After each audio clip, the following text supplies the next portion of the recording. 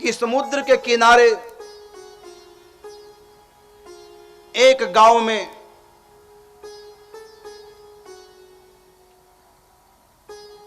जहां का वातावरण दूषित था, उस गांव में कोई भी धार्मिक नहीं था। यहां तक कि जो ब्राह्मण थे वो भी पतित हो चुके थे, अपने धर्म का परित्याग कर चुके थे, हिंसा वृत्ति से अपने शरीर का, परिवार का निर्वाह किया करते थे।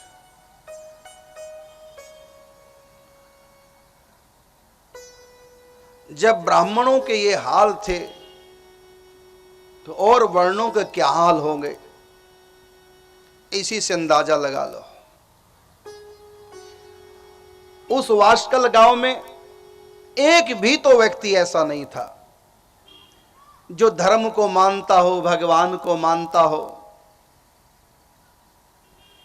ब्राह्मण भी वहां के वाशकल गांव के मांस खाया करते थे। जानवरों का मांस खाने से इंसान के भीतर, खाने वाले के भीतर जानवरों का खून आ जाता है।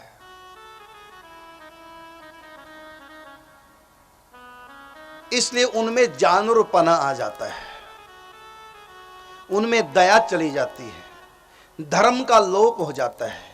उनकी बुद्धि निर्णय नहीं ले पाती धर्म अधर्म का। अधर्म को धर्म मान बैठते हैं और धर्म को अधर्म मान बैठते हैं, विपरीत ज्ञान हो जाता है। जैसे जानवरों में अपनी पराई पत्नी का कोई हिसाब नहीं होता, क्या अपनी क्या पराई पत्नी सब बराबर है। जैसे जानवरों में कोई पतिव्रता नहीं होती, जानवरों में कोई संयम नहीं कर सकता, जानवरों में कोई धर्म का विचार नहीं कर सकता, जानवर दान पुण्य परोपकार नहीं कर सकते, जानवर भक्ति यज्ञ आदि नहीं कर सकते, जानवर गुरु नहीं बना सकते, जानवर कथा सुनकर के अपने बुद्धि में भगवान को, चित्त में भगवान को नहीं बिठा सकते। जानवरों को कितना भी सत्संग सुना लो फिर भी उनको पता नहीं चलेगा कि कोई पराशक्ति परमात्मा कोई है, क्योंकि जानवरों को भक्ति का अधिकार नहीं, धर्म पर चलने का उनको अधिकार नहीं। वो भोग योनि है, न कि कर्म योनि। तो उन जानवरों का जो खून पीता है, अर्थात उनका मांस खाता है, तो उसके भीतर खून आ जाता है जानवरों का, तो जानवरपना उसके भीतर आएगा ही आएगा। मांस खाने वाला व्यक्ति कितना भी ग्रंथों का अध्ययन कर ले, कितना भी सत्संग सुन ले, उसके भीतर जानवरपना रहेगा, ये खून अंदर रहेगा ही रहेगा।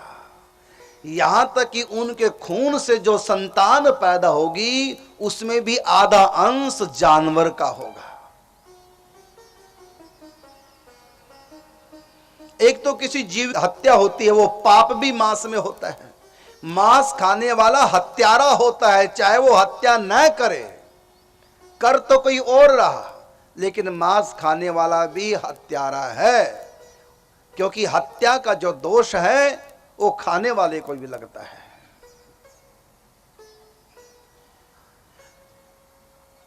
तो पूरा वो वाशकल गांव विधर्मियों का था, पापियों का था। उसमें एक बिंदुक नाम का ब्राह्मण,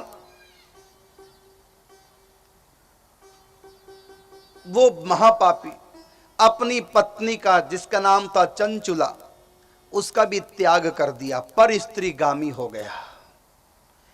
पत्नी ने विरोध किया, अपनी धर्म पत्नी चंचुला का त्याग कर दिया, एक वैश्या के साथ रहने लगा। उस वैश्या का भी वो सगा नहीं बन पाया। उसके बाद भी अनेक स्त्रियों के साथ में संबंध रखता, मांस खाता, शराब पीता, चोरी करता, डाके डालता, हिंसा करता था।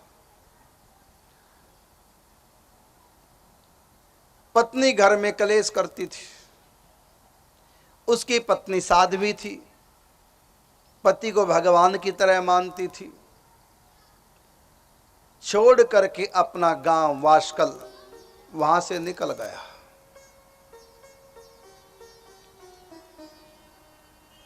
फिर समय पर उसकी मृत्यु हो गई, बिंदु की, ब्राह्मण की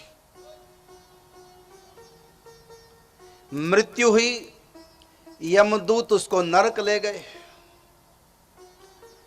और जो है इसने नरक को देखा,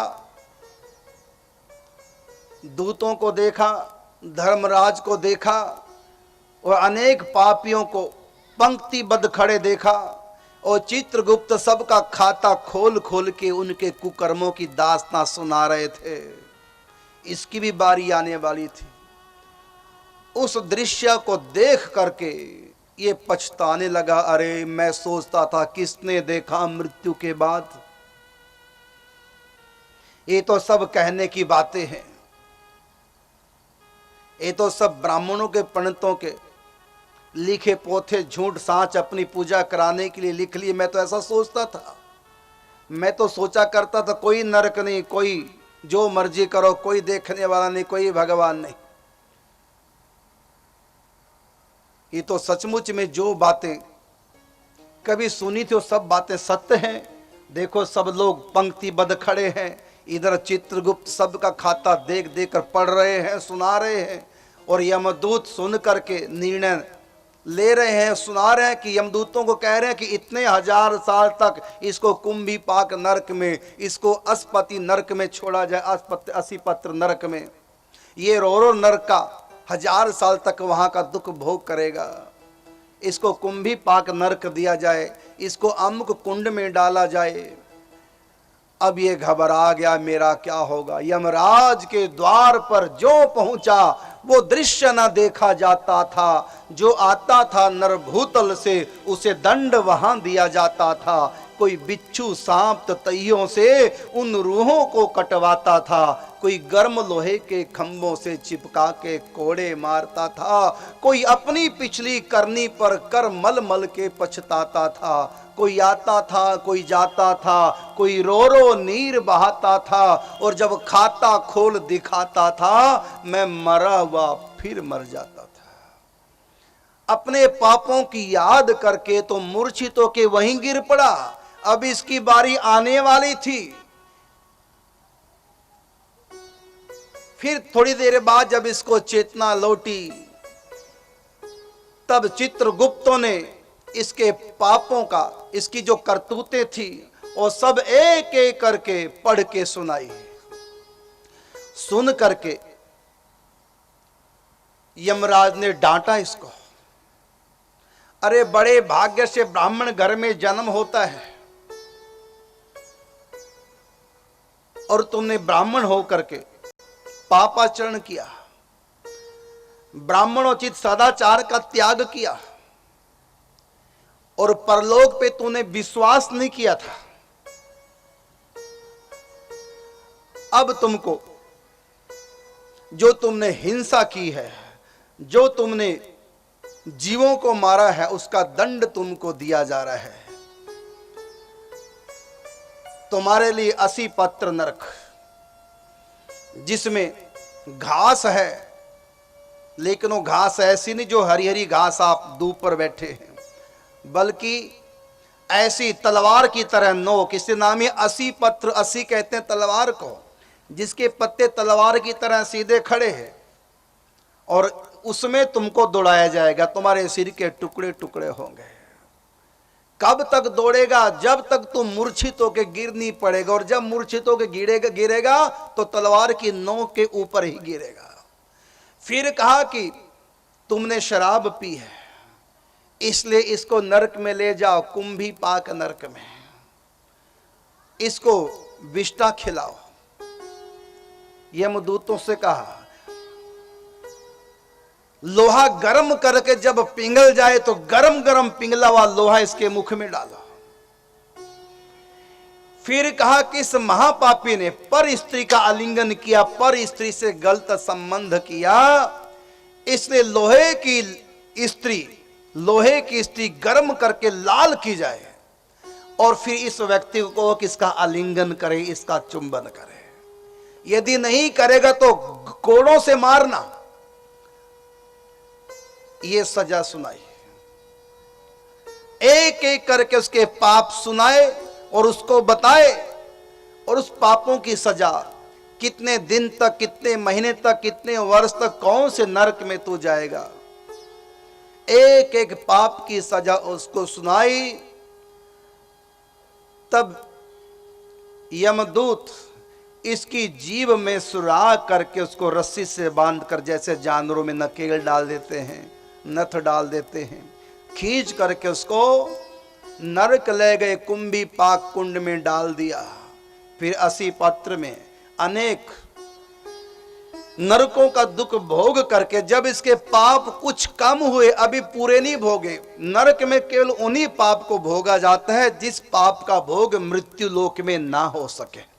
क्योंकि बड़े बड़े पाप मृत्यु लोक में किसी भी योनि में भोगे नहीं जा सकते, क्योंकि जो भौतिक शरीर है 84 लाख योनियां, इनमें व्यक्ति पाप थोड़े भोग सकता है, ज्यादा नहीं।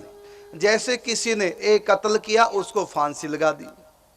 यदि किसने 10 कत्ल किए हो तो ऐसा तो नहीं कि 10 बार फांसी लगेगी, फांसी तो केवल एक ही बार लग सकती है। तो कुछ ऐसे बड़े बड़े पाप हैं जो मानव ही नहीं 84 लाख योनियों में उन पापों को भोगा ही नहीं जा सकता। बड़े बड़े पापों की सजा उसको नरक मिलती है। जब उसके छोटे पाप रह जाते हैं फिर वो 84 की योनि में जाता है।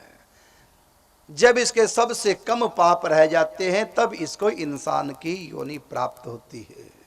अंतिम उसके बाद ये फिर सत्संग नहीं करता, फिर पाप करता है, फिर नरकों में जाता है। इस प्रकार बार बार आवागमन, जन्म मरण का चक्कर। जब तक संतों की शरण नहीं आएंगे, जब तक संतों को समय नहीं देंगे, क्योंकि संत भी तो माया को, संसार को छोड़ करके